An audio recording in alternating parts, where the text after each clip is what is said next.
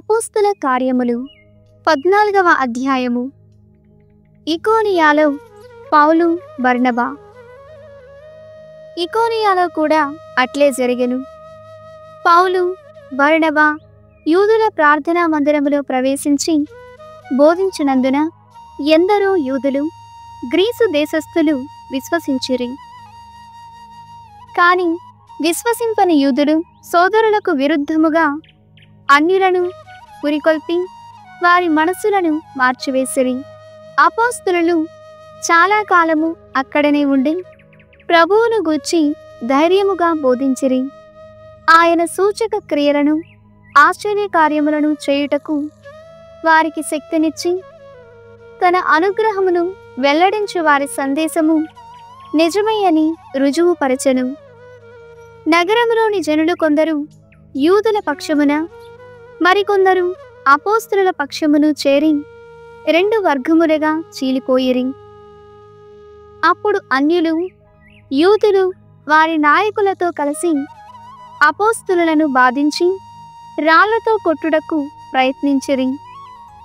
అపోస్తలులు ఈ విషయమును తెలుసుకొని లికోనియాలోనున్న లిస్త్రా, దెర్బే చుట్టుపట్టు ప్రాంతములకు పారిపోయిరి. అక్కడ సువార్తను బోధించిరి. లిస్త్రాలో పౌలు బర్నబా. లిస్త్రాలో నడువ శక్తి లేని కుంటివాడు ఒకడు కూర్చుండి ఉండెను. అతడు పుట్టుకతోనే కుంటివాడు, ఎన్నడూ నడువలేదు. అతడు పౌలు మాటలను ఆలకించుచుండెను. పౌలు వానిని గమనించి ఆరోగ్యము పొందదగిన విశ్వాసము కలవాడని గ్రహించియుండుటచే సూటిగా వాని వంక చూచి, నీవు లేచి నీ కాళ్ళపై నిలువబడుము అని బిగ్గరగా పలికెను. వెంటనే అతడు గంతులు వేసి నడువనారంభించెను. పౌలు చేసిన ఆ పనిని చూచి అక్కడ జనసమూహములు, దేవుళ్ళు ఈ మనుషుల రూపంలో మన వద్దకు దిగివచ్చిరి అని లికోనియా భాషలో బిగ్గరగా అరవనారంభించిరి. అప్పుడు వారు బర్నబాకు ద్యుపతి అనియు, పౌలు ప్రధాన ప్రసంగి కావున అతనికి హెర్మే అనియు పేర్లు పెట్టిరి. ఆ పట్టణమునకు ఎదురుగా బృహస్పతి ఆలయము ఒకటి కలదు.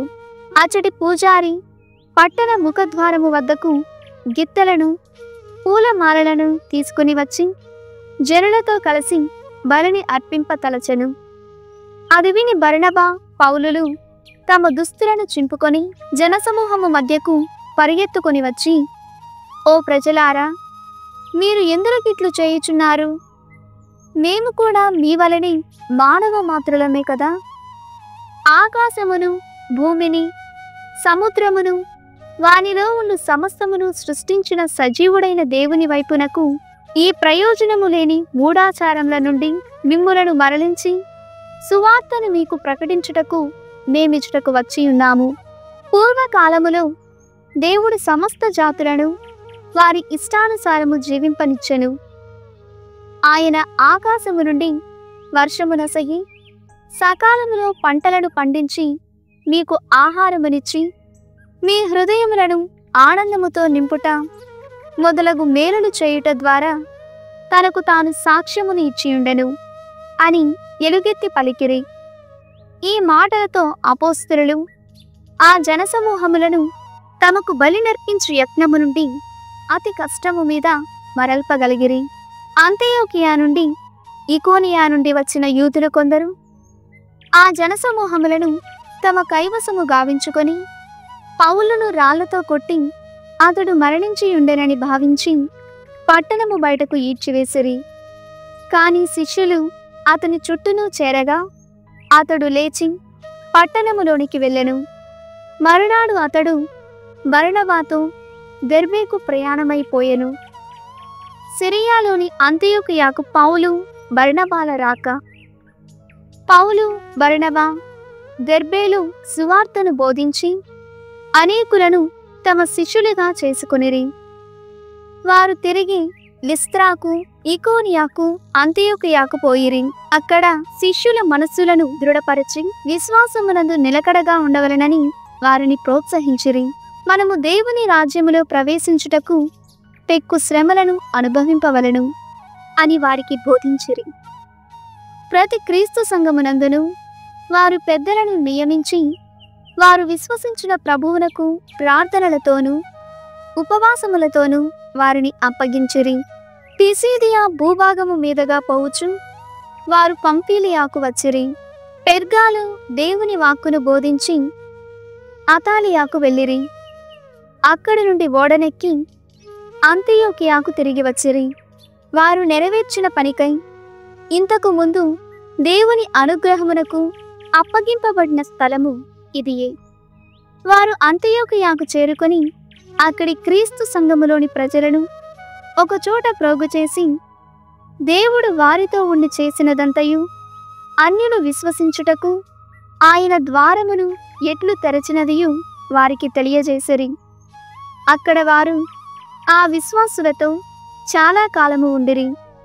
పునీత పౌలు కొరింథీయులకు వ్రాసిన మొదటి లేఖ 9వ అధ్యాయము. అపోస్తలుల హక్కులు బాధ్యతలు. నేను స్వతంత్రుడను కానా? నేను అపోస్తలుడను కానా? మన ప్రభువు యేసును నేను చూడలేదా? ప్రభువు కొరకు చేసిన నా పనికి ఫలము మీరు కాదా? ఇతరులు నన్ను అపోస్తలునిగా అంగీకరింపకున్నను మీరు మాత్రము నన్ను అపోస్తలునిగా అంగీకరించుచున్నారు. ప్రభువునందలి మీ జీవితము వలన నేను అపోస్తలుడను అనుటకు మీరే ముద్రగా గల నిరూపణము. నన్ను విమర్శించు వారికి నా సమాధానమిది. మాకు తినుటకు త్రాగుటకు హక్కు లేదా? ఇతర అపోస్తలులను ప్రభువు సోదరులను పేతురును చేయుచున్నట్లు ప్రయాణములో మాతో ఒక క్రైస్తవ గృహిణిని తీసుకుని పోవుటకును మాకు హక్కు లేదా? జీవమునకై పని చేయకుండుటకు బర్నబాకు నాకు మాత్రమే హక్కు లేదా? సైనికుడు తన సొంత ఖర్చుతో సైన్యములో పనిచేయునా? అట్లే తాను పెంచిన ద్రాక్ష తోటలోని పండ్లు తినని రైతు కలడా? తాను పోషించిన గొర్రెల మంద నుండి లభించిన పాలు త్రాగని వ్యక్తి కలడా? ఇదంతయు నేను ఒక మానవ మాతృనిగా చెప్పుచుంటినా ఇదే విషయమును ధర్మశాస్త్రము చెప్పుటలేదా? పంటనూర్చు ఎద్దునోటికి చిక్కము వేయుకుము అని మోషే ధర్మశాస్త్రములో వ్రాయబడి ఉన్నది. అయినచో దేవుడు ఎద్దుల విషయమును పట్టించుకొనునా? లేక ఇట్లు చెప్పుటలో ఆయన యథార్థముగా మనలను ఉద్దేశింపలేదా? ఇది మన కొరకే రచింపబడినది. పొలము దున్నువాడును పంట కూర్చువాడును ఫలసాయమున పాలు పంచుకొను ఆశతోడనే తమ పనిని చేయవలను. మీలో మేము ఆధ్యాత్మికమగు విత్తనములను నాటితిమి కనుక మీ నుండి మేము లౌకిక ప్రయోజనములను పొందినచో మితిమీరుటయగునా? ఇతరులు మీ యొద్ద నుండి వీరిని ఆశింపగల హక్కు గలవారైనచో మాకు అంతకంటే అధికమైన హక్కు లేదా? కానీ మేము ఈ హక్కును ఉపయోగించుకొనలేదు. అంతేకాదు క్రీస్తు సువార్తకు ఎట్టి ఆటంకమును కలిగింపకుండుటకై సమస్తమును సహించితిమి. దేవాలయమున పనిచేయువారు దేవాలయము నుండియే ఆహారమును పొందుదురు. బలిపీఠముపై బలులర్పించువారు ఆ బలులలో భాగము పొందుదురు. ఇది మీకు నిశ్చయముగా తెలియను. అట్లే సువార్త బోధకులు దాని నుండి తమ జీవనాధారమును పొందవలెనని ప్రభువు శాసించియున్నాడు. కానీ నేను ఈ హక్కులలో దేనిని వాడుకొనలేదు. ఇప్పుడును వాడుకొను తలంపుతో నేను ఇట్లు వ్రాయుటలేదు. నా ఈ అతిశయమును ఎవడైనను నిరర్ధకము చేయుట కంటే నాకు చావే మేలు. సువార్తను బోధించుచున్నంత మాత్రమున నాకు గొప్పలు చెప్పుకొను హక్కు లేదు. నిజమునకు సువార్తను ప్రకటించుటకు నేను ఆజ్ఞాపింపబడితిని కనుక సువార్తను బోధింపకున్నచో నా పరిస్థితి ఎంతో దారుణమగును. ఈ పనిని నా యంతట నేనే చేసినచో నాకు ప్రతిఫలమును ఉండును. కానీ ఇది నా విధి అని భావించినచో నాకు ఒక పని అప్పచెప్పబడినదని అర్థము. కనుక నాకు ప్రతిఫలము ఏమి?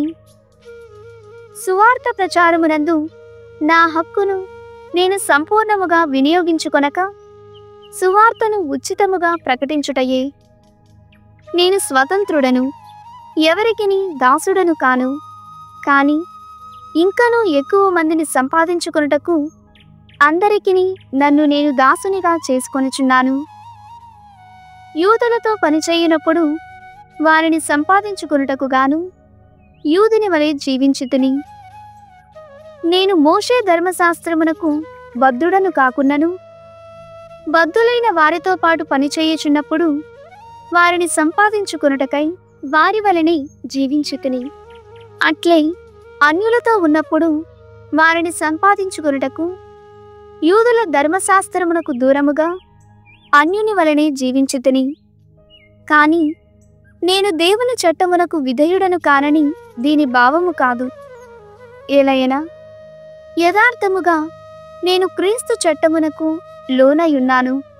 విశ్వాసమున బలహీనులకు వ్యక్తులతో ఉన్నప్పుడు వారిని సంపాదించుకొనుటకై వారిలో ఒకని వలెనైతిని. కనుక నేను కొందరినైనను ఏ విధముగానైనను రక్షింపగలుగుటకు గాను అందరి కొరకు అన్ని విధములుగానైతిని. సువార్త దీవెనలలో పాలు పంచుకొనుటకు గాను సువార్త కొరకై నేను ఇది అంతయు చేయుచున్నాను.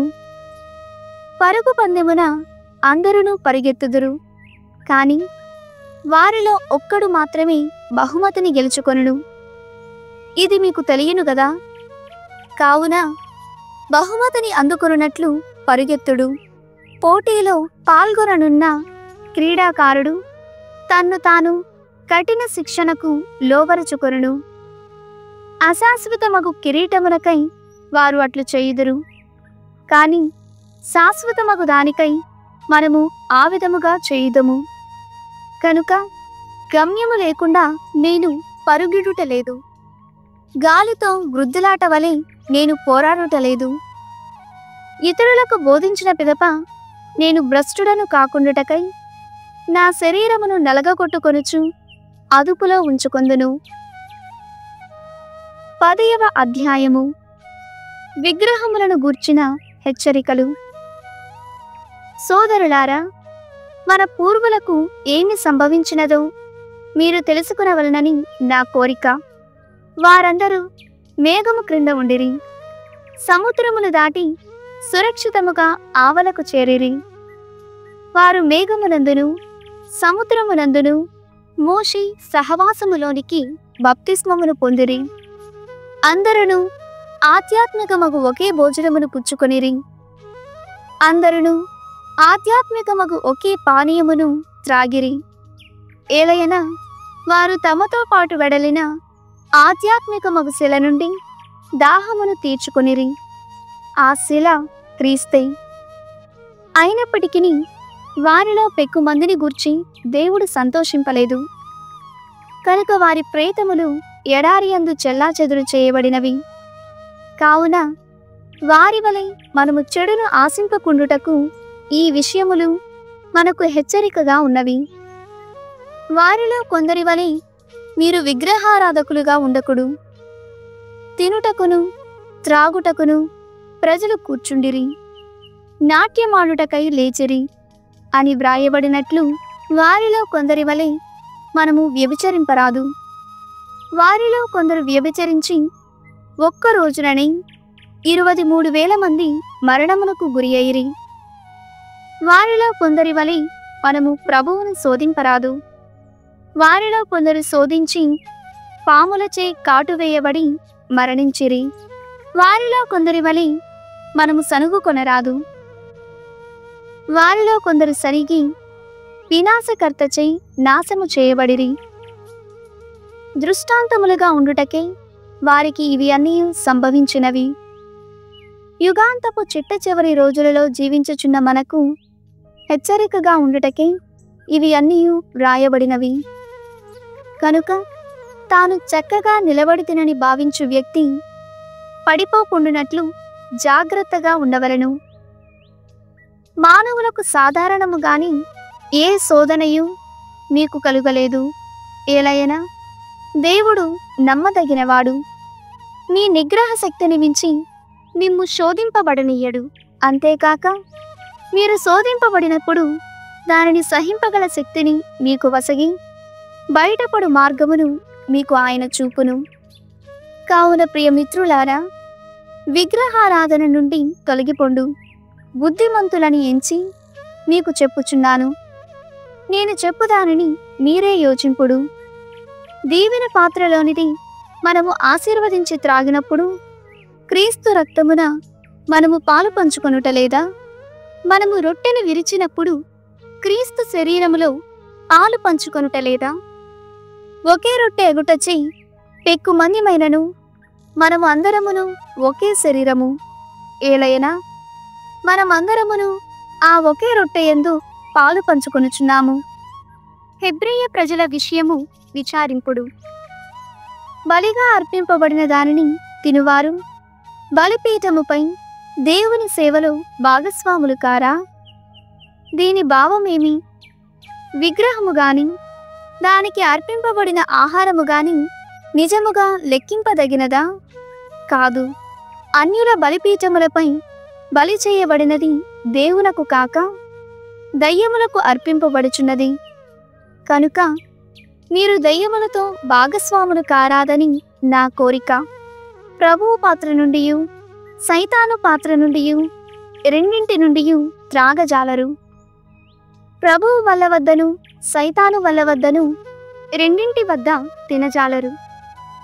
దేవునికి అసూయ కలిగింపవలనని భావించుదమా? ఆయన కంటే మనము బలవంతులమని అనుకుందుమా? అన్నీయును అనుమతింపబడినవే, కాని అన్నీయును ఉపయోగకరములు కావు. అన్నీయును అనుమతింపబడినవే కాని అన్నీయును అభివృద్ధిని కలిగింపవు. ఏ వ్యక్తియు తన మేలునే చూచుకొనక ఇతరుల మేలు కొరకై చూచుచుండవలెను. మనస్సాక్షి మూలకమగు ఎట్టి ప్రశ్నలు అడుగకయే మాంసపు విక్రయశాలయందుండు దేనిని అయినను మీరు తినవచ్చును. ఏలయన పవిత్ర గ్రంథము పలుకుచున్నట్లుగా భూమియు భూమియందలి సమస్తమును ప్రభువునకు చెందినవే. అవిశ్వాసిగు వ్యక్తి ఒకడు మేము భోజనమునకు పిలిచెను అనుకొనుడు. మీరు పోదలుచునచో మనస్సాక్షికి సంబంధించిన ఎట్టి ప్రశ్నలు అడుగకయే మీ ముందు ఉంచబడిన దానిని భుజింపుడు. కాని ఇది విగ్రహములకు అర్పింపబడిన ఆహారము అని ఎవరైనా చెప్పినచో దానిని భుజింపకుడు. ఏలయనా మీకు అట్లు చెప్పిన వారి నిమిత్తమును మనస్సాక్షి నిమిత్తమును దానిని భుజింపకుడు. అనగా నీ మనస్సాక్షి నిమిత్తము కాదు, అతని మనస్సాక్షి నిమిత్తమే. ఏలయనా వేరొకరి సంకోచిత మనస్సాక్షిని బట్టి నా స్వేచ్ఛ ఏల పరిమితము కావలను. నేను కృతజ్ఞతతో భోజనములో పాల్గొన్నచో నేను కృతజ్ఞతాస్తుతులు అర్పించి తిను ఆహారమును గూర్చి నన్ను విమర్శింపనేలా? నీవు తినినను త్రాగినను ఏమి చేసినను దానిని అంతటిని దేవుని మహిమ కొరకై చేయుము. యూదులకు గాని అన్యులకు గాని దైవ సంగమునకు గాని ఎట్టి బాధయు కలగకుండినట్లు జీవింపుడు. నా స్వప్రయోజనమును ఆశింపక ఇతరులు రక్షింపబడవలనని వారి మేలును కోరుతూ నేను చేయు పనులన్నిటి యందును అందరినీ ఆనందింపచేయుటకు ప్రయత్నించుచుంటిని. సామెతల గ్రంథము 28వ అధ్యాయము. వివేకి అయిన కుమారుడు ధర్మశాస్త్రమును పాటించును. భోజన ప్రియులతో చెలిమి చేయు పుత్రుడు తండ్రికి అపకీర్తి తెచ్చును. వడ్డీలతో సొమ్ము చేసుకొని వాని సొత్తు అన్యుని పాలు కాగా అతడు దానిని పేదలకు వెచ్చించును. ధర్మశాస్త్రమును విననొల్లని వాడు ప్రార్థనను కూడా అసహ్యించుకొనును.